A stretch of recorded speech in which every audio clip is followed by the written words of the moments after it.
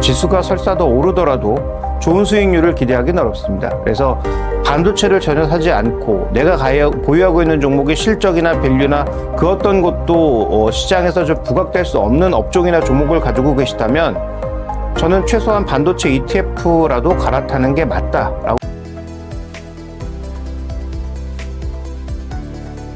매주 화요일 저녁 8시에 진행되는 무료 특강 아래의 고정 댓글에서 신청해 주세요. 네, 안녕하십니까. 알파경제 경제부장을 맡고 있는 김종효라고 합니다. 현재 증시를 어떻게 보고 계신가요? 최근 시장 흐름은 어떻게 해석하시나요?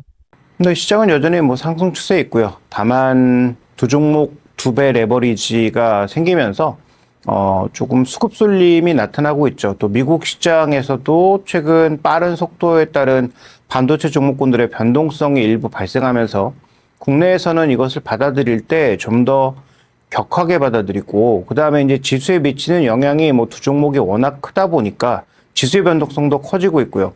또 두 종목이 시장의 에너지를 거의 많이 흡수하다 보니까 다른 종목군들의 흐름이 펀더멘탈과는 상관없이 지속적으로 안 좋아지는 그런 악영향을 미치고 있는 점이 국내 증시를 더 나쁘게 만드는 요소라고 봐야 될 것 같습니다. 그래서 실제로 종가 기준의 변동성을 보면 그렇게 나쁘지 않은데, 일단 개별 종목으로 봤을 때 오른 게 별로 없고 항상 하락 종목이 많고, 그 다음에 전체적으로 오르던 내리던 변동성이 커지는 그런 양상을 반복함으로써 시장에 있는 투자자들에게 지수 기준으로는 별로 그게 크게 변화가 없지만 피로감을 느끼게 만드는 그런 증시의 흐름이 아닌가. 이게 어떻게 보면 가장 큰 지금에 있어서의 문제점이 아닌가라고 바라보고 있습니다. 미국보다 국내 증시의 변동성이 큰 이유는 무엇이라고 보시나요? 근데 미국 증시도 소위 반도체 종목을 제외하면 그렇게 안정적이라고 보기는 어렵습니다. 최근에 미국 증시도 그 좋다는 M7도 추세가 좋지는 않고, 넷플릭스 같은 건 신저가에 들어간 상황이고요. 자동차 종목군들도 전반적으로 약세고, 제약바이오 최근에 좀 올라오긴 했지만 낙폭과대에서 반도체 종목이 눌릴 때 올라오는 그런 양상이라서 미국이나 일본이나 대만이나 우리나라나 중국이나 전부 특정 IT 종목의 쏠림 현상이 나타나고 있는 건 공이 같습니다. 다만 지수 전체 변동성이 우리나라가 유독 큰 건 조금 전에 말씀드렸던 것처럼 지수의 영향이 가장 큰 삼성전자와 SK하이닉스의 레버리지가 등장함으로써 이 레버리지에 따른 변동성이 좀 늘어난 것이 지수 기준의 변동성을 키웠다라고 볼 수가 있겠고요. 실제로 V코스피도 거의 역대 최고치로 올라가는 등 한국 증시의 변동성 증가는 이 두 종목의 거래와 에너지 집중이라고 봐야 될 것 같습니다. 현재 시장의 가장 큰 호재와 악재는 무엇인가요? 네, 호재는 일관되죠. 예전부터 지속적으로 이어오는 호재는 반도체 실적이 추정이 불가능할 정도로 계속 좋아지고 있다는 게 가장 중요한 호재고요. 악재는 다 아시다시피 유가가 좀 안정되고는 있습니다만 여전히 높은 수준이고, 그다음에 환율이 좀처럼 내려오지 않고 있죠. 1,500원대 중반을 뚫을 수도 있는 그런 기세를 보여주고 있고, 거기에다가 이제 금리도 높아진 상황에서 좀처럼 내려오지 않는 상황입니다. 그래서 매크로는 조금은 안정을 찾긴 했지만 여전히 부담스러운 수준인데, 반도체 등 특정 산업의 이익이 시장의 추정치를 계속 벗어날 정도로 계속 좋아지고 있다라는 점, 이게 이제 시장의 가장 큰 호재와 악재, 이 두 가지를 우리가 들 수 있을 것 같고요. 그다음에 악재를 또 하나 찾아보자면 외국인들이 우리 시장의 비중을 계속 줄이고 있다라는 점, 그런 수급적인 악재가 있는데, 하반기에는 외국인에다가 아마도 연기금도 매도 쪽에 좀 붙을 가능성이 있다라는 점 정도. 그러니까 수급상 강한 중장기 매수세가 둔화될 거라고 하는 점은 약점이라고 좀 봐야 될 것 같습니다. 반도체 강세 속에서 다른 업종은 어떻게 대응하는 것이 좋을까요? 네, 반도체는 조정시 매수, 그리고 현재 구간에서 좋은 가격에 사셨다면 여전히 가장 강력하게 홀딩해야 될 대표 종목이면서 주도주의는 변함이 없습니다. 이건 이 장이 끝날 때까지 변함없는 사실일 거로 보이고요. 다만 이제 2분기에서 3분기 넘어갈 때 이익의 증가 속도가 떨어질 수 있는 구간이죠. 그래서 이때 주가가 어떻게 반응하는지가 일단 올해는 가장 중요한 포인트가 될 것으로 판단되고, 그 외 업종들은 실적 대비해서 떨어진 종목군들이 많습니다. 물론 뭐 밸류 기준으로 보면 비싼 종목이 많은데 그런 식으로 따지면 뭐 삼성전기, LG노텍도 엄청나게 비싼 종목들이거든요. 그래서 꼭 밸류가 비싸다고 지금 시장에서 밀리는 건 아닌데 하여튼 AI 관련 종목이 아닌 것들은 실적이 좋아도 지금 전반적으로 밀렸기 때문에 그러면 뭐 조선, 화장품, 전력기기 등 수출 실적과 전반적인 실적이 개선되고 있음에도 불구하고 밀린 그런 종목군들은 아마 2분기 실적 발표 시즌에는 관심이 좀 필요할 것 같고요. 뭐 증권업종도 2분기가 혹시 이익의 고점이 아닐까 해서 최근 뭐 조정폭이 크게 나타나고 있지만 최근 뭐 거래대금과 상품의 폭발을 고려해 보면 아마 증권주도 실적은 나쁘지 않을 것 같아서 말씀드렸던 뭐 증권 그다음에 일부 금융 지주사들 거기에다가 뭐 조선, 전력기기, 화장품 등 지금 현재 수출을 잘 하고 있는 대표 업종들에 대해서는 오히려 주가 조정 구간에서는 좀 관심이 이제는 필요한 구간이 아닌가라고 바라보고 있고요. 최근에 이제 진행하고 있는 메가 프로젝트 SK그룹과 삼성그룹의 4천조 규모의 이 메가 프로젝트에 영향을 받을 수 있는 업종들에 대해서도 뭐 조정시 매수 관점에서 좀 바라봐야 되지 않나라고 보고 있습니다. 반도체 쏠림으로 손실이 큰 투자자들은 지금 어떻게 대응해야 할까요? 일단 가지고 있는 종목이 어떤 종목인지가 중요하겠죠. 그래서 뭐 반도체를 가지고 있지 않은데 내가 가지고 있는 종목이 뭐 실적 기준에서도 밸류 기준에서도 탈출이 조금 어려운 중소형주다라고 하면 저는 이제는 좀 결단이 필요하지 않나. 왜냐하면 지금 시장이 아직 상승이 끝나지도 않았고 상승의 끝자락이 어디쯤 와 있는지 명확하게 판단하기는 어렵지만 아마 야구의 9회 기준으로 봤을 때 한 6회 정도 왔다고 본다면 뒤로 가면 갈수록 오히려 주도주의 힘은 강해지고 나머지 종목군들은 탈락하는 경향이 많습니다. 그래서 내가 보유하고 있는 종목의 실적이나 아니면 전반적인 모멘텀 자체가 여전히 약한 그런 상황이라면 지금 이런 종목들을 계속 들고 있어서는 지수가 설사 더 오르더라도 좋은 수익률을 기대하기는 어렵습니다. 그래서 반도체를 전혀 사지 않고 내가 보유하고 있는 종목의 실적이나 밸류나 그 어떤 것도 시장에서 좀 부각될 수 없는 업종이나 종목을 가지고 계시다면 저는 최소한 반도체 ETF라도 갈아타는 게 맞다라고 보고 있습니다. 그걸 만약에 하지 못하신다면 아까 언급드렸던 최소한 2분기 실적이 개선되는데 그럼에도 불구하고 실적이 좀 많이 빠진, 주가가 많이 빠진 그런 업종군들을 중심으로 대응하시는 게 낫겠죠. 근데 어쨌든 주도주가 하나도 없다. 그리고 내가 가지고 있는 종목은 밸류도 실적도 그렇게 크게 메리트가 없다면 지금은 종목 교체를 하는 게 저는 맞다고 봅니다. 하반기 국내 증시는 어떻게 전망하시나요? 가장 중요한 변수는 무엇인가요? 네, 변수는 금리죠. 정책으로도 이제 금리가 결정될 수 있고, 그 다음에 실제 채권 시장에서 움직이는 채권 수익률도 우상향하는 기조를 나타내고 있습니다. 그래서 전체적으로 금리가 조금 더 오르면 일드갭이라고 해서 주식 투자 수익률과 지금 채권의 수익률이 거의 맞닿고 있는 상황이기 때문에 큰 돈을 굴리는 그런 기관 투자자 입장에서는 주식을 꼭 고집할 필요는 없는 오히려 주식 비중을 조금 낮추고 채권 비중을 올릴 수도 있는 그런 구간으로 들어가고 있어서 저는 뭐 금리가 가장 중요한 변수라고 판단하고 있고요.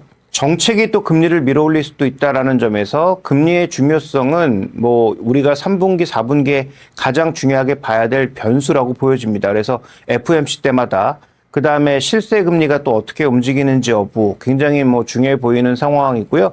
이런 금리 결정이 전체적으로 자금 흐름에 맥을 짚을 수 있는 큰 줄기라는 점에서 저는 금리 가장 중요한 변수라고 보고 있고 금리에 따라서 종목의 선택도 달라질 수 있다. 왜냐하면 고금리 상황에서 저성장의 고금리 상황으로 만약에 가게 된다면 그때 선택은 그 높은 금리를 이겨낼 수 있는 높은 물가와 금리를 이겨낼 수 있는 반도체 쪽으로 시장이 더 집중할 수밖에 없기 때문에 더더욱 그렇습니다. 그래서 가장 중요한 변수는 뭐 금리라고 보고 있고요. 뭐 정치적인 변수로는 다 아시는 것처럼 뭐 8월에 있을 잭슨홀 미팅, 그 다음에 11월에 있을 미국의 대선이 아니죠. 미국의 중간 선거가 과연 어떤 결과를 가져오느냐 정도가 중요한 변수가 될 것으로 판단하고 있습니다. 지금 현금 3천만 원으로 투자한다면 어떤 업종과 종목에 투자하시겠습니까? 만약에 오늘 당장 지금 시작한다면 여전히 뭐 반도체 ETF나 반도체 빅2 두 종목을 저는 뭐 포트의 한 40%는 담아야 된다라고 보고 있고요. 자, 나머지 20%는 아까 언급드렸던 이제 실적이 좀 개선될 것으로 보이는 뭐 조선이라든지 뭐 이런 방산 종목들, 이런 종목군들, 화장품 같은 종목군들 위주로 20%를 구성하고 나머지 20%는 지금 메가 프로젝트가 출범하면서 가장 먼저 마련돼야 할 건 뭐 다 아시다시피 인프라입니다. 그러면 그런 인프라를 만들어줄 수 있는 가장 대표적인 것들이 건설주와 그리고 전력설비 쪽이라는 거죠. 이런 종목군들을 20% 정도 담고 현재 시장은 아까 말씀드렸던 뭐 금리라든지 매크로 변수에 인한 변동성이 발생할 수 있고 수급적으로도 대형주의 매물이 언제든지 나올 수 있는 구간이라는 점을 고려해 본다면 20% 정도의 현금은 가져가야 된다고 봅니다. 삼성전자와 SK하이닉스의 AI 반도체 투자 어떻게 평가하시나요? 국내 반도체 업황에도 긍정적일까요? 지금 반도체가 이익이 엄청나게 폭발적으로 늘어나고 있는 건 사실이지만 두 가지 변수가 있는 상황입니다. 일단 애플을 중심으로 B2C 쪽에서는 더 이상 이 가격의 인상을 버티지 못하는 국면이 연출되고 있죠. 그래서 이러한 노이즈 자체가 물가를 자극하거나 아니면 뭐 여러 가지 주변 상황들을 자극할 수 있어서 과연 반도체 가격이 하반기에도 계속 고점을 모르고 올라갈 것이냐는 조금 고민스러운 부분입니다. 물론 HBM과 DDR은 다르긴 하지만 결국 DDR5로 HBM을 만드는 것이기 때문에 어느 정도의 연동 관계는 있다라고 봐야 되는 상황이고요. 그렇게 본다면 뭐 반도체 시황이 좋기는 하지만 지금 반도체 공급을 가격을 설사 조금 떨어뜨리는 한이 있더라도 공급을 늘리는 것이 무엇보다 중요하다는 거죠.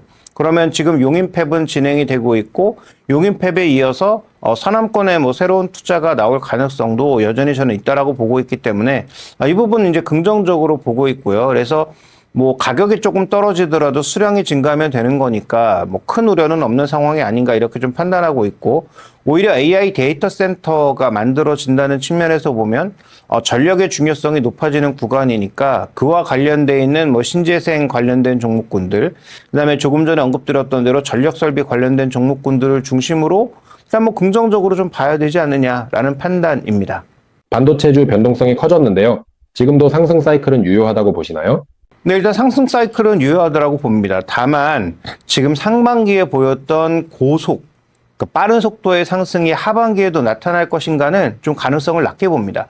그러니까 하반기에 반도체의 가장 중요한 키워드는 완속이 아닐까라는 생각이거든요. 그래서 기간 조정을 좀 거치다가 가든지 아니면 일정 부분의 가격 조정을 보이다가 N자형 반등을 보이든지 어쨌든 상반기처럼 소위 무차별적으로 나타나는 고속 상승은 아마 하반기에는 조금 가능성이 매우 낮아 보인다. 그 이유는 아까도 언급드렸던 것처럼 2분기부터 3분기, 3분기부터 4분기 넘어갈 때 이익의 증가 속도가 둔화될 가능성이 있고 그 다음에 이제 롱텀 어그리먼트 같은 장기 계약으로 인한 실제 스팟 가격과 계약 가격의 격차가 벌어지는 즉 반도체 업체들이 자신들의 이익을 제한하더라도 물량 기준으로 뭔가 개런티를 받는 그런 형태로 만약에 변환된다면 그러면 이익의 증가 속도가 꽤 둔화되기 때문에 아마도 하반기 긍정적으로 보지만 상반기처럼 급속하게 올라갈 가능성은 점점 낮아지고 있다. 완속 상승을 예상하고 있다. 이렇게 좀 정리하면 될 것 같습니다. HBM 가격이 오른다면 삼성전자와 SK하이닉스 주가도 추가 상승이 가능하다고 보시나요? 네, 그런데 지금 나타나고 있는 것은 마이크론 실적에서도 뭐 나왔지만 롱텀 어그리먼트로 오히려 가격을 제한하고 가격의 영속성, 그러니까 항상성을 보장받는 그런 계약의 형태로 가고 있어요. 그래서 저는 HBM 가격이 크게 올라갈 가능성은 낮다고 보고 있고요. 그러니까 스팟 가격과 이제 계약 가격의 격차가 다시 마이너스로 돌아설 가능성, 즉 스팟 가격은 올라가더라도 계약 가격은 크게 변하지 않을 가능성이 높지 않을까. 왜냐하면 지금 그렇게 하지 않으면 지금 주로 투자하고 있는 소위 이제 빅4의 캐펙스가 계속 무한정 늘어날 수는 없기 때문에 그러면 양을 줄이든지 아니면 뭔가 변화를 줄 수밖에 없는 그런 가격대에 저는 와 있다고 봅니다. 그래서 HBM 가격이 추가적으로 급등할 가능성은 스팟 가격 쪽에서는 존재할 수 있어도 아마 실제로 계약 가격에서는 급한 가격 상승을 이어가기는 좀 어렵다라고 판단하고 있고요. 그 다음에 일단 하반기, 내년 상반기 정도가 되면 용인팹에서 추가적인 물량이 또 나올 수 있기 때문에 일단 추가적인 공급 물량도 내년 초부터 존재할 수 있다는 거죠. 뭐 그런 기대감을 아마 하반기부터 일정 부분 받아들일 거라고 봐서 HBM 가격이 스팟 가격은 올라가더라도 계약 가격이 급격하게 올라가는 현상은 아마도 존재하지 않을 가능성이 좀 높다고 보고 있습니다. 7월 말 실적 시즌이 반도체 업종에 얼마나 중요한 변수가 될까요? 오히려 많이 오른 종목군들은 실적이 좋게 나와도 추가적으로 주가가 아주 강하게 가기엔 좀 어렵지 않을까라고 보고 있고요. 코스닥을 포함해서 유가증권 시장의 주요 종목군들 중에서도 주가의 조정을 크게 받은 종목이 너무 많기 때문에 오히려 이런 종목군들이 의외로 실적이 견조하다? 이렇게 만약에 판단이 된다면 저는 이런 종목군들의 주가 회복이 좀 더 이어질 수 있다고 봅니다. 대표적으로 이제 상사, 자본재, 뭐 이런 쪽의 종목군들은 실적이 좋은데도 주가는 많이 빠져 있는 상황이니까 실제로 실적 발표했을 때 그런 부분들이 알려진다면 반등을 꾀할 수 있을 것 같고요. 아까 언급드렸던 뭐 전력설비라든지 화장품이라든지 방산 쪽이라든지 여전히 수출 모멘텀이 견조하게 비교적 존재하고 있었던 종목군들도 일정 부분의 가격 회복은 가능할 거라고 보고 있습니다. 하반기 가장 기대되는 반도체 장비주는 어떤 종목이라고 보시나요? 네, 반도체 장비는 뭐 국내 쪽에서는 한미반도체를 조금 주목해서 보고 있고요. 물론 뭐 원익 IPS나 유진테크나 뭐 PSK나 이오테크닉스 다 좋은데 이런 종목군들은 거의 쉽지 않고 주가가 계속 올랐습니다. 그래서 앞서 말씀드렸던 대로 실적이 좋으나 그 좋은 실적을 주가가 선반영한 종목군들에 대해서는 조금 조심스럽게 접근하는 게 좋을 것 같고요. 자, 한미반도체는 1분기 실적이 어닝 쇼크가 나와서 주가가 크게 밀렸는데 2분기에는 일단 실적은 뭐 긍정적으로 나올 것으로 보이고 그다음에 SK하이닉스와 마이크론의 투자가 멈추지 않는 이상 아마도 추가적인 실적 상향 가능성이 2분기에는 열려있고 하반기에는 더 열려있다라고 봐야 되는 상황입니다. 그런 관점에서 한미반도체 긍정적으로 보고 있고요. 그 다음에 뭐 반도체 장비는 뭐 제가 예전에 말씀드렸는지는 잘 모르겠지만 지금 우리가 메가 프로젝트를 투자하고 용인팹에도 투자하고 삼성전자는 서남권 팹을 빼고도 P4, P5에 대한 적극적인 투자를 하고 있는 국면이 있죠. 그런데 이 전체적인 반도체 팹의 글로벌 투자에는 국내 기업들의 비중보다는 글로벌 탑기업들의 비중이 압도적으로 높습니다. 그래서 뭐 이건 국내 증시와 뭐 상관이 없는 얘기긴 하지만 어플라이드 머티리얼이라든지 뭐 도쿄 일렉트론이라든지 ASML이라든지 뭐 KLA 텐코라든지 이런 글로벌 탑기업들에 대한 투자가 저는 뭐 소부장 쪽에서는 좀 더 효율적인 투자가 될 거라고 예상하고 있습니다.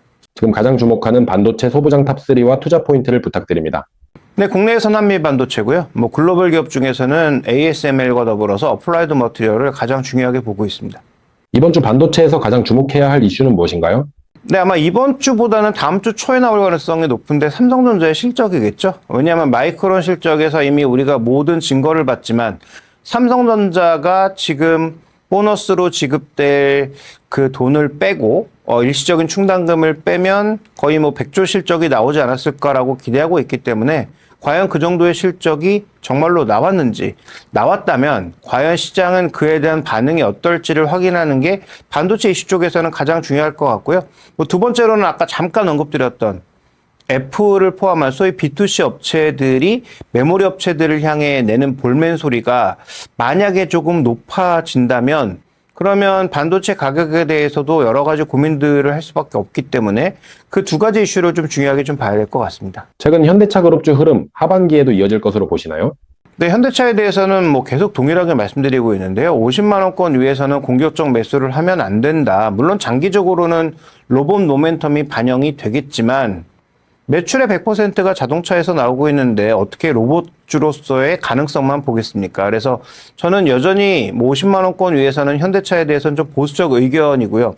실제로 글로벌 자동차들 지금 지수들이 올라가고 있다고 착각하고 계시지만 전부 신저가입니다. 도요타 신저가고요. 그 다음에 GM과 포드 정도가 좀 안 빠지는 정도로 버티고 있고 우리나라 현대차하고 기아는 로봇 때문에 많이 올랐다가 조정을 받은 상태이고요. 지금 스텔란티스 신저가, 그 다음에 닛산 신저가, 폭스바겐 신저가, 지금 처참하게 다 무너지고 있는 상황입니다. 자동차 종목군들의 흐름들이. 이게 뭐 중국을 반영한 것인지 아니면 글로벌 금리 상황을 반영한 것인지는 좀 더 연구가 필요하지만 글로벌 자동차들의 전반적인 신저가 현상을 생각해 보면 현대차가 아무리 로봇 모멘텀을 얻었다고 하더라도 당장 주가가 올라가긴 좀 어려운 상황이다라고 보는 게 현실적이지 않나. 다만 현대차의 주가가 50만 원 아래로 내려오면 누구와 밸류에이션이 같아지냐면 도요타랑 같아진단 말이죠. 그럼 도요타는 뭐 세계 1위라서 프리미엄을 줘야 되지만 로봇은 없으니까 현대차는 세계 3위인데 로봇 모멘텀을 주면 저는 뭐 비슷한 밸류에이션은 부여할 수 있다라고 보고 있어서 그러면 지금부터는 현대차를 나쁘게 볼 필요는 없고 50만 원권 아래에서는 뭐 분할 매수 정도의 관점에선 접근이 가능하지 않을까 정도를 보고 있습니다. 현대차 120만 원 전망, 가장 중요한 전제 조건은 무엇일까요? 네, 일단 가장 중요한 건 로봇과 관련된 좀 더 현실적인 무언가가 나와야 되겠죠. 계속 이제 얘기 나오고 있는 건 2028년도에 뭐 로봇 제품이 생산돼서 미국 공장으로 들어간다. 뭐 3만 대 할 것이다. 뭐 그다음에 로봇 한 대의 뭐 비중은 어떨 것이고 그다음에 실제로 상장하면 어느 정도의 가치를 받을 수 있다. 전복하더랍니다. 그래서 현재 구간에서 이걸로 주가를 띄우기는 어렵다는 거죠. 지금 실제로 자동차 종목군들의 주가 상황을 보시면 압니다. 글로벌 증시가 지금 조정이라서 자동차가 같이 조정을 받고 있는 게 아니잖아요. 그러니까 글로벌 증시는 뭐 신고가로 대부분 가고 있는데 그런 증시 속에서 또 다 지금 자동차만 신저가라니까요. 그러니까 장기적으로 보면 120만 원 갈 수 있겠지만 현재 구간에서는 자동차의 상황이 좋지 않다라는 것을 인지할 필요가 있겠고 로봇도 구체적으로 아직까지 나온 게 별로 없다는 점을 현실적으로 인식할 필요가 있겠다는 말씀을 드립니다. 현대차 그룹에서 가장 주목하는 원픽 종목은 무엇인가요? 네, 일단 뭐 현대모비스를 원래 좋게 봤었는데 최근 들어서 자동차 판매를 보시면 그나마 기아가 현대차보다는 조금 나은 상황입니다. 다만 하반기에는 현대차의 주요 볼륨 모델 신차가 나오거든요. 얼마 전에 이제 아반떼 신형이 나왔고 그랜저 신형이 나왔고 그다음에 이제 투싼 신형 이런 것들이 이제 차례로 나오기 때문에 소위 글로벌 시장에서 가장 많이 팔 수 있는 그런 신형 모델들 거기다가 이제 제네시스 하이브리드가 나온다라는 관점에서 보면 제품 믹스 쪽이나 신제품 효과를 충분히 기대할 수 있는 측면이 있어서 현대모비스보다는 하반기에는 현대차가 조금 낫지 않을까라는 판단이에요.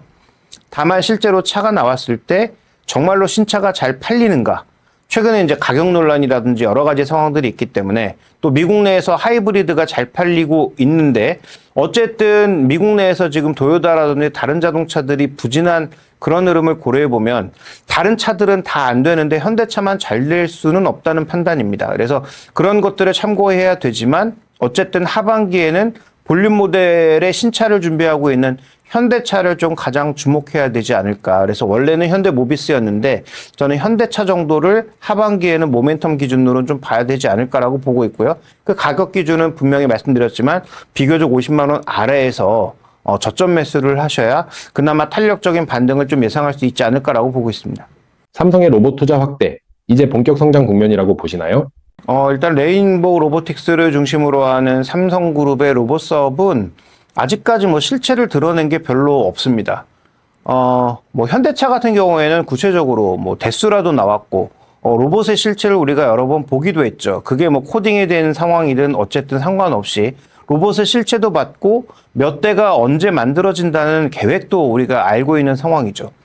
근데 우리는 레인보우 로보틱스의 완성된 로봇을 뭐 제대로 보지도 못했고 그와 관련돼서 뭐 투자를 한다고 나와 있지만 투자의 시기가 명확하게 정해져 있는 것도 아닙니다. 그래서 뭐 장기적으로 이쪽이 좋다라는 것에 대해서는 저는 뭐 동의하지만 현대차보다도 더 실체가 없는 삼성전자의 지금 로봇을 믿기에는 너무 조금 우리가 본 게 없는 게 아닌가. 아무리 이제 우리가 주식시장이 미래 투자고 꿈에다 투자하는 거라지만 그래도 저는 로봇 시장도 초장기 투자가 아니라면 지금 당장은 무언가 확인해 줄 수 있는 근거가 필요하다라고 보고 있기 때문에 삼성전자의 로봇 투자에 대해서도 너무 큰 기대를 가질 이유는 별로 없다. 로봇에 대해서는 차라리 연금에다가 일정 금액을 장기 투자하시는 게 좋을 것 같고 그 다음에 로봇은 특정 기업에 몰아가시는 건 저는 위험하다라고 봅니다. 현대차 그룹에만 몰아가는 것도 위험하고요. LG전자에만 몰아가는 건 더 위험하겠죠. 그래서 글로벌 여러 로봇 기업들을 복합적으로 담는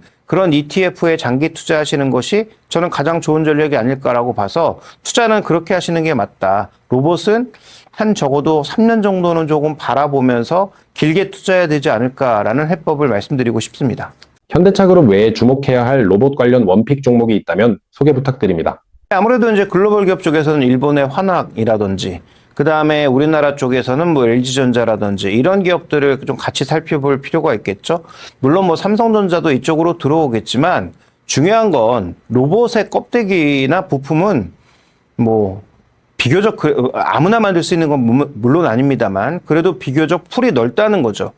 그러니까 여기서 올리원이라는 건 없습니다. 다 원 오브 댐이라는 거예요. 그래서 지금 엔비디아의 플랫폼 안에 들어갈 수 있는 기업들의 숫자는 생각보다 굉장히 많을 수 있고 그러면 거기서 핵심은 피지컬 AI를 구축할 수 있을 정도의 여러 가지 기술들, 즉 휴머노이드 로봇을 어떻게 움직이고 그걸 작동시킬 수 있느냐를 적용시킬 수 있는 소프트웨어 서비스를 소프트웨어나 서비스까지 가질 수 있는 그런 큰 기업들에게 관심을 가지시는 것이 저는 좋다라고 봐서 이것도 아까 말씀드렸던 답과 같습니다. 여러 기업들에 복합적으로 장기 투자할 수 있는 ETF를 선택하는 게 낫지 저는 특정 기업을 선택하는 건 매우 위험한 전략이라고 보고 있습니다. 최근 2차 전지 업종, 앞으로 어떻게 전망하시나요? 네, 이 전기차 쪽은 아직은 큰 드라이브를 받지 못한 상황이고요. 다만 이 메가 프로젝트에서도 나온 것처럼 BSS는 필수다라고 보여지는 거죠. 데이터 센터나 지금 현재 구간에서 반도체 새 공장으로 공급되는 전력은 아무래도 이 태양광이라든지 이런 쪽에서 올 수밖에 없기 때문에 그럼 뭐 간헐성이라든지 전력의 뭐 변동성이라든지 이런 것들을 고려하면 그냥 다이렉트로 공급하기는 어렵고 BSS를 통해서 갈 가능성이 높다라고 보고 있습니다.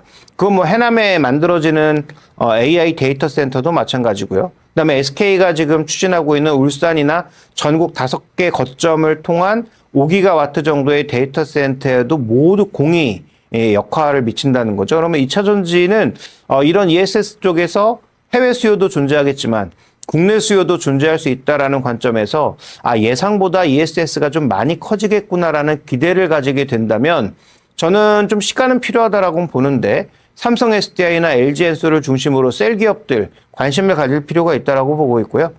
그 다음에 지금 소재 기업들은 다시 리튬 가격이 급격히 좀 빠지면서 변동성이 나타나고 있는 구간이니까 소재 기업들에 대해서는 리튬 가격이나 다른 가격들이 좀 더 올라올 때 투자하시는 게 효율적인 투자가 되지 않을까라고 생각하고 있습니다.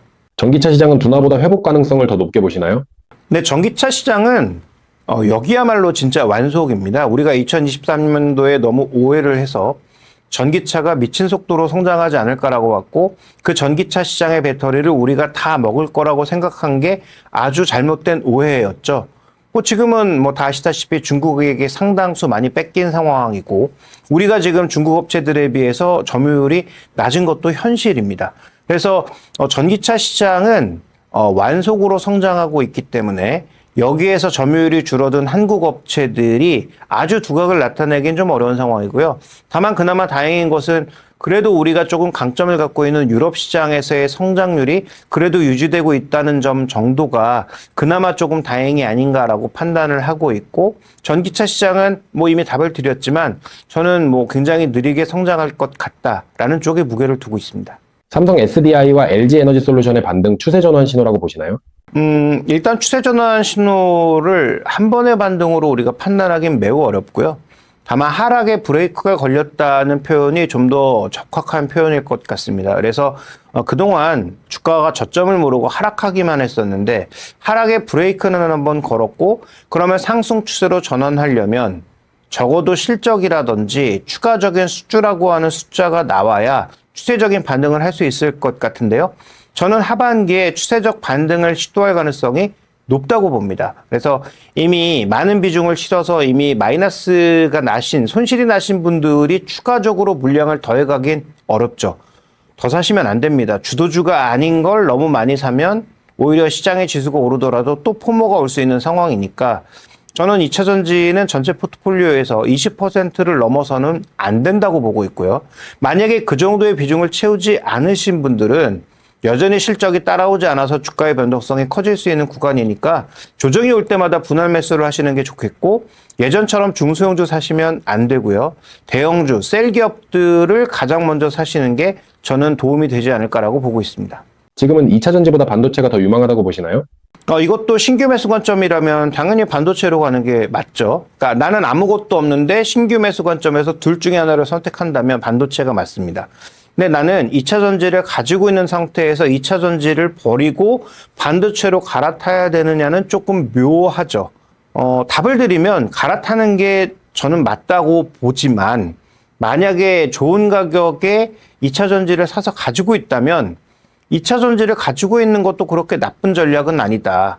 다만 여기서 좀 복잡해지는 것은 반도체가 또 없는 분과 있는 분, 어느 정도의 비중을 갖고 있는 분과 그렇지 않은 분이 또 달라질 수 있어서 매우 복잡한 변수입니다. 그래서 간단하게 정리드리면 아무것도 없는 사람이다. 그러니까 순백의 사람이 투자를 하는 데 있어서 반도체하고 2차 전지 중에 둘 중에 하나를 선택해야 된다. 무조건 반도체고요. 만약에 주식을 일부 반도체를 가지고 있는데 여기서 이제 무엇을 더 살까를 고민하고 있는 분이면 반도체보다는 2차 전지를 조금 사시는 게 맞는 것 같고요. 지금 반도체는 아예 없고 2차 전지만 가지고 계신 분도 반도체를 사는 게 전 맞는 것 같습니다. 에코프로의 강한 반등 상승 사이클의 시작이라고 보시나요? 아마도 7월 1일부터 3일간 여러 가지 이제 코스닥 30주년 행사를 맞아서 코스닥 부양책들이 나올 가능성을 보고 그 다음에 이제 메가 프로젝트 같은 것들이 나오면서 낙폭과대주들의 반등 정도로 이해하시는 게 맞습니다. 그 이상의 의미를 부여하기는 어렵고요. 그러니까 코스닥 시장을 뭐 천재개벽할 만한 그런 뭐 대책이 나오지 않는 이상 이것도 하락의 브레이크를 건 것일 뿐 추세적인 반등을 시작했다라고 보기엔 아직은 어렵습니다. 하반기에는 셀업체와 소재 업체 중 어디가 더 유망하다고 보시나요? 네, 일단은 셀 기업이 다 우선순위이고요. 소재 기업은 아까도 잠깐 언급드렸지만 지금 리튬 가격이라든지 뭐 코발트는 가격에 별 변화가 없고 그런데 뭐 니켈 가격이나 이런 것들이 급격히 변하면서 최근 주가가 다시 정체 혹은 조정에 빠진 양상이기 때문에 그렇게 본다면 다시 소재 가격의 반등이 나오기 이전까지는 소재 기업보다는 셀 기업에 집중하시는 게 조금 더 나을 것 같습니다. 현재 가장 주목하는 2차 전지 원픽 종목은 무엇인가요? 네, 뭐 이건 일관되게 말씀드리고 있는데 저는 뭐 삼성 SDI입니다. 지금 LFP에 대한 준비라든지 전고체에 대한 준비라든지 이런 것들이 가장 앞서 있고 이미 LG엔솔 같은 경우에는 미국에서 계속 보조금을 받아왔기 때문에 보조금과 관련된 뭐 긍정적 효과를 추가적으로 기대할 게 별로 없는데 삼성 SDI는 이제 막 미국에서 생산을 시작하면서 미국에서 이제 보조금도 한번 생각해 봐야 되는 상황이라면 그렇다면 저는 뭐 삼성 SDI가 예전부터도 주도주라고 봤지만 여전히 바뀌지 않는 2차 전지 내에선 주도주다. 가장 이제 중심 종목이다라고 보고 있습니다. AI 투자 확대에 따른 전력 설비 업종 어떻게 전망하시나요? 네, 일단 이들 종목은 밸류가 좀 비싼 게 가장 큰 문제라고 봐야 되겠죠. 그래서 밸류 비싼 종목이니까 금리 올라갈 때는 취약점을 나타낼 수도 있고 그다음에 그동안 실적 발표에서 우리가 봐왔던 것처럼 예상보다 좋은 실적이 아니라면 뭐 세론의 기회로 작용할 가능성도 매우 높습니다. 그다음에 이번에 비교적 거래를 증가시키면서 주가가 조정해 왔기 때문에 반등할 때 굉장히 강한 에너지가 필요하다라는 점도 부담 요인이죠. 따라서 이들 종목은 산업 자체는 굉장히 좋은데 산업과 주가가 항상 같이 가는 건 아니기 때문에 반등을 시도할 것이지만 종목별로 조금 차별화될 수 있다라는 점 정도를 살펴보실 필요가 있겠고요. 종목별로 살펴보면 3대장 쪽에서는 뭐 기존에는 효성중공업이 대장주였다면 이제는 LS그룹 쪽으로 뭔가 조금 무게중심이 이동하는 것이 아닌가. 그래서 반등은 하겠으나 반등 탄력은 아마 종목별로 조금 달라질 수 있다라고 저는 판단하고 있습니다. AI 인프라 확대가 국내 전력기기 기업에도 장기적인 수혜가 될까요? 데이터 센터를 지으면 데이터 센터에 필요한 전력량이 과거에 비해서 몇십 배로 늘어나고 있는 상황이니까 이런 전력 설비 기업들에게는 당연히 도움이 됩니다. 근데 문제는 뭐냐 하면 올해 원래 지으려고 했던 40%가 아직 시작도 못한 상황이고요. 내년도에 지으려고 했던 건 60%는 아직 계획도 못 세우고 있는 상황입니다. 이게 다 인프라 부족, 그 다음에 뭐 미국에 나타나고 있는 지역별 여러 가지 분쟁 요인 이런 것들이 발생하면서 나타나고 있는 현상인데요. 그래서 아마도 우려는 AI 데이터 센터가 지어지기만 하면 전력 설비가 송배전 모두 급증할 것은 거의 분명한데 우리가 원하는 속도대로 갈 수 있느냐? 그러면 실적이 과연 우리가 예상했던 속도대로 증가할 것이냐는 조금 다른 문제라고 보고 있습니다. 따라서 아까 이제 말씀드렸던 대로 종목별로 조금 우리가 세분화해서 미국 쪽의 모멘텀이 너무 많았던 종목, 밸류에이션이 조금 부담되는 종목군들에 대해서는 이제는 과거처럼 높은 수익률을 기대하기는 조금 어렵다라는 측면의 접근이 필요할 것 같아서 이들 업종에 대해서는 바이 의견보다는 트레이딩 바이 정도의 의견을 그 다음에 섹터와 종목별로 조금 다른 의견을 말씀드려야 될 것 같습니다. 두산에너빌리티 지금 다시 관심 있게 볼 구간이라고 보시나요? 네, 이 종목도 트레이딩 바이 정도의 의견이 필요합니다. 지금 뭐 가스 발전이라든지 이런 쪽은 뭐 신재생 쪽도 뭐 수주가 나올 것으로 보여요. 근데 시장이 원래 기대했던 건 미국 쪽에 펀드가 출범하면서, 그러니까 우리가 미국에 3,500불 투자를 시작하면서 SMR이라든지 미국의 원전 수주가 바로 뭔가 숫자로 돌아오지 않을까라고 봤는데 그게 아직도 나오지 않았단 말이죠. 그다음에 체코 원전도 아직 본계약도 체결을 안 했고 체코에 이어서 뭐 불가리아라든지 그 옆에 국가들의 추가적인 수주가 있을 거라고 했고 베트남도 수주가 곧 이루어질 거라고 했는데 아직 아무것도 된 게 없습니다. 그러다 보니까 이제 주가가 비교적 조정을 크게 받은 상황인데 저는 뭐 팔만한 근접한 가격에서는 일단 트레이딩 바이 정도의 의견이 필요하다라고 보고 있고요. 그다음에 아까 언급드렸던 미국 수주, 그러니까 미국은 SMR과 대형 원전 두 가지 다 있죠. 그다음에 뭐 베트남, 그다음에 체코의 본계약 체결, 이런 것들이 이루어진다면 이 종목의 밸류는 비슷하지만 수주 기반으로 움직이는 종목의 특성상 수주가 늘어나게 되면 반응할 수 있다라는 차원에서 하반기에 모멘텀을 기대한 조정시 매수 관점 정도는 지금은 유효하지 않을까라고 보고 있습니다. 두산에너빌리티, HD현대일렉트릭, NS일렉트릭, 효성중공업 중 가장 유망한 종목은 무엇인가요? 저는 LS그룹의 LX일렉트릭이라고 보고 있는데요. 지금은 이제 짓고 있는 데이터 센터를 기대를 하고 있는 게 아니라 직접 짓고 있는 상황이다 보니까 송전만큼 중요해지는 게 배전인데 배전은 국내 압도적 1위가 뭐 LX일렉트릭입니다. 실제로 그래서 최근에 배전 쪽에 압도적 이제 글로벌 업체가 뭐 한 3개 정도가 있는데 이 3개가 지금 캐파가 꽉 차서 LX일렉트릭으로도 기회가 계속 오고 있단 말이죠. 그런 차원에서 LX일렉트릭을 그 말씀해 주신 4가지 종목 중에서는 가장 주목하고 있고요. 물론 LX일렉트릭도 밸류는 비쌉니다. 그래서 급등하는 구간에 쫓아가시면 재미가 별로 없을 것 같고 조정시 매수를 하셔서 뭐 증권사들이 제시하고 있는 목표가까지 한번 쭉 장기적으로 들고 가보시는 게 어떨까라고 생각하고 있습니다. 하반기에는 전력설비와 원전 중 어디가 더 유망하다고 보시나요?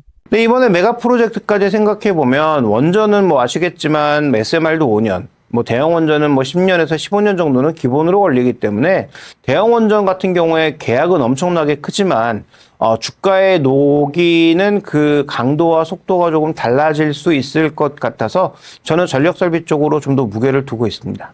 하반기 전력설비 원픽 종목과 투자 포인트를 부탁드립니다. 네, 조금 전에 말씀드렸던 LX일렉트릭을 원픽 종목으로 말씀드리고요. 이유는 뭐 송배전 모두 강점이 있다라는 점, 그 다음에 이 LX일렉트릭은 원래 미국 비중이 압도적으로 낮았다가 올해 높아지고 있는 종목이라서 소위 YOY 효과가 굉장히 큽니다. 그래서 작년 비교했을 때 올해 실적 증대 효과가 좀 비교적 커 보인다라는 거죠. 그다음에 LS그룹 내에 포진하고 있는 가온전선, LS 에코플랜트 등 여러 기업과의 협업이 이루어질 수 있다라는 점도 상대적인 강점이죠. 그래서 LS전선, LS 뭐 에코에너지를 포함한 다양한 그런 자회사들이 LS그룹 내에 포진되어 있다라는 점도 시너지를 발휘할 수 있는 부분이니까 뭐 지주사인 LS도 나쁘지 않아 보이고요. 그래서 LS일렉트릭을 저는 뭐 원픽 종목으로 말씀드리겠습니다. 하반기 투자자들이 꼭 주목해야 할 변수는 무엇일까요? 네, 일단 금리, 환율, 매크로 변수와 더불어서 미 중간선거, 이 경치적인 일정의 가장 중요한 변수로 보입니다. 금리와 관련돼서는 8월 달에 있을 잭슨홀 미팅도 중요하지 않을까. 왜냐하면 케빈 러시라고 하는 새 FOMC 의장이 와서 처음으로 하는 잭슨홀 회의이기도 하고, 뭐 이분은 이제 기본적으로 우리가 알고 있는 그 상식들은 시장의 유동성을 푸는 것을 굉장히 이제 저하고 있다. 굉장히 이제 싫어한다라는 그런 인식이 있기 때문에 과연 전 세계 중앙은행 총재들이 모이는 잭슨홀 회의에서 이런 것들을 얘기할지, 거기다가 2024년 7월 달에 시장에 한번 큰 충격을 줬었던 엔캐리와 관련된 부분들이 문제가 된 적이 있는데요.